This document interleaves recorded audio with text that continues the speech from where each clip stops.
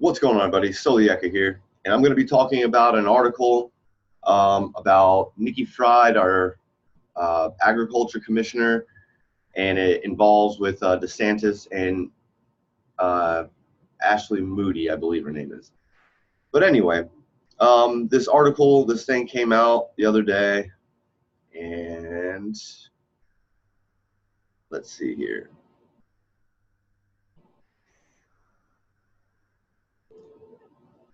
All right, here we go. Now, this is an article where, like I said, Nikki Fried, she's wanting Ashley Moody and Ron DeSantis to get rid of our preemption law. You know, she goes in to say, you know, Agriculture Commissioner Nikki Fried Wednesday called on Ron DeSantis and Attorney General Ashley Moody to drop an appeal of a circuit judge's ruling that declared unconstitutional a state law that imposed tough penalties on local officials who approve gun control laws.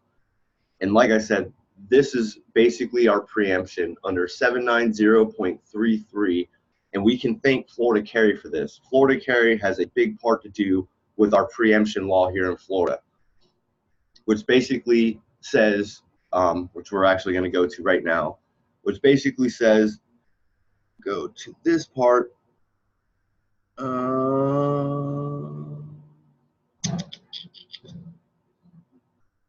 Right here.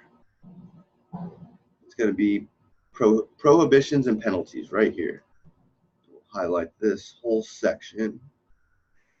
And what 790.33 states in this section is that any person, county, agency, municipality, district, or other entitled that violates the legislature's occupation of the whole field of regulation of firearms and ammunition as declared in subsection 1 by enacting or causing to be enforced any local ordinance or administrative rule or regulation impinging upon such exclusive occupation of the field shall be liable and set forth herein.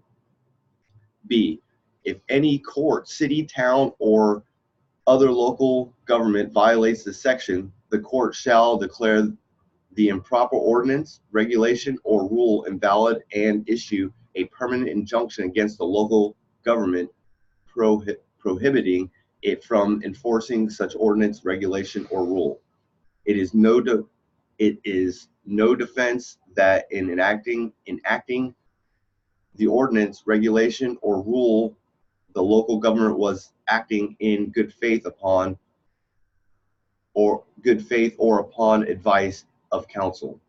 If the court determines that a violation was knowingly and willful, the court shall assess a civil fine of $5,000 against the elected or appointed government official or officials or administrative agency head under whose jurisdiction the violation occurred. And it also mentions that it could cost them their job as well. I know that's a lot to take in, but that is what we are fighting for. That is why it is so important that people understand your rights. If your county, your city are trying to enforce laws that they cannot, only the state, that's why it's important to elect the correct people in your state representative, at your Congress level, your Senate, anybody within the state of Florida. It is very important to put those right people in those positions. If we don't, we run the risk of really losing our rights here in Florida. And that's going to be the next part that I'm going to show you real quick. And this is actually the Florida Constitution. This is the Constitution of Florida. We have our constitutional at a federal level. That is the Constitution. This is Florida's Constitution. And as you can see, we go through here. We've got Declaration of Rights, Article 1. And then we go down here, Section 8. So Article 1, Section 8, the right to bear arms. And now here, the right of the people to keep and bear arms in defense of themselves and of the lawful authority of the state shall not be infringed, except the manner of bearing arms may be regulated by law. So basically, at a federal level, until the federal government thinks that what the state level is doing is incorrect or is against the Constitution, the federal level won't step into the state. So every state, as you can see, California, Illinois, Maryland, you look at all these gun control states, they have enacted laws that the federal government has not deemed unconstitutional yet. So they basically, every state can be completely gun restrictive as long as the federal government doesn't step in. So if you've got an extremely democratic or an anti-gun, we won't even say democratic, anti-gun state where they are just all about no guns for anybody, these are the laws that you have to be careful of, because your state can strip your gun rights away. So we have to, as the people, as even for me as wanting to become a politician, I want to stand up for the things that I know are right. And a lot of these politicians right now are standing up for things that are not right. And the more we allow this to happen, the more likely we are probably going to be losing all of our rights. And that is the most scariest part, even for me. I'm sure it is for most of you. It's important that we get behind the politicians that are trying to do the right thing for all of us. You know, donate to them. I mean, obviously not everybody can donate to me. I mean, you can donate to me, but donate to your local politicians. Donate to the ones that you know that are going to be doing the right things for you. Call your state representatives now. I mean, do everything and anything you can to get in their ears, because we have an election coming up very soon, and we have to have the right people in the positions. If we do not, we are in jeopardy of losing all our rights. So that was basically what I really wanted to talk about, was our preemption. The people that were, you know, it's not just Nikki Fried. I mean, there's multiple. There's other state representatives. You can look down, the further south you look, they're very anti-gun. You look at Tallahassee, you know, a lot of those politicians up there, they're pushing for the same thing. And I'm not going to say we think, but the people that are involved in this are Moms Demand Action, March of Our Lives, you know, Every Town for Gun Safety, Bond, Ban Assault Weapons Now. If you haven't noticed, a lot of these Moms Demand Action are still pretty active. But if you've noticed, March of Our Lives, Bond, Ban Assault Weapons Now, a lot of they've kind of disappeared. It's not that they've disappeared, they've just gone to the horse's mouth. They've gone straight to the politicians instead of organizing and having events to have all the people get together and stand up. Now they're just going straight to the politicians saying, hey, you're not going to get reelected. If you want us to donate to your campaign, you have to push for gun control.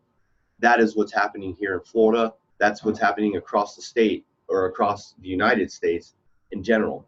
So now it is our job to do the same. We have to get into our politicians' ears.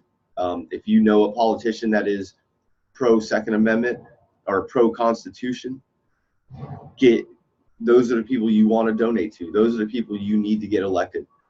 Without them, we lose our rights. And I'm hoping that it doesn't happen. I'm hoping that I do get elected, because I will fight.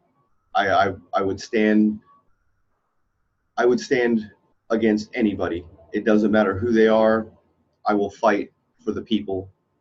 I will fight for our rights here in Florida. And along with Florida Carry, I mean, Florida Carry is a huge part to do with our gun laws. I mean, not all our gun laws, but all the unconstitutional laws that they do try to enact or try to pass, or where they violate our rights of our gun rights here in Florida. Florida Carry is right there fighting for them. They will stand up against the FDLE. They will stand against Nikki Fried. Anybody that tries to enact unconstitutional gun laws, Florida Carry If I get elected myself, we will all fight. And as people, as the people of Florida, let's all fight together, because we can't allow this. We can't allow them to strip our God-given rights. We can't allow them to infringe on the Second Amendment anymore. I mean, we have roughly, I believe it's over 30,000. I believe it's 30,000 gun control laws right now, and they only affect law-abiding citizens. They don't affect the criminals. These gun control measures don't work. It's not that I don't sympathize for what they want to do. It's just to infringe and to strip people of a constitutional right. We're not talking about driving privileges. We're talking about a constitutional right. You wouldn't try to strip our First Amendment, but you're willing to strip our Second Amendment that protects the First, that protects our Third, Fourth, Fifth, Sixth, Seventh, Eighth, Ninth, 10th, all the way to 27. You strip our rights and nobody will be protected. And we must protect ourselves against enemies, foreign and domestic. And right now, you can look at the Democratic Party and their buybacks or their AR-15 bans or their high capacity, all their stuff that they are saying is unconstitutional. And if we allow them to do that, that is just going to allow them to dig deeper into what they want us to be controlled with. Government control is not the answer. The people are in control of our lives and what we do. Politicians are there to create laws to enforce that we keep our rights, not to strip our rights. That is where we're at. So I'm going to go ahead. I appreciate that. I want to say thank you. I'm pushing almost 10,000 subscribers. It's unreal. I can't thank you all enough. All my subscribers, you're amazing. And I'm going to say thank you. So don't forget to hit that like, share, and that subscribe. Soloyaker, deuces.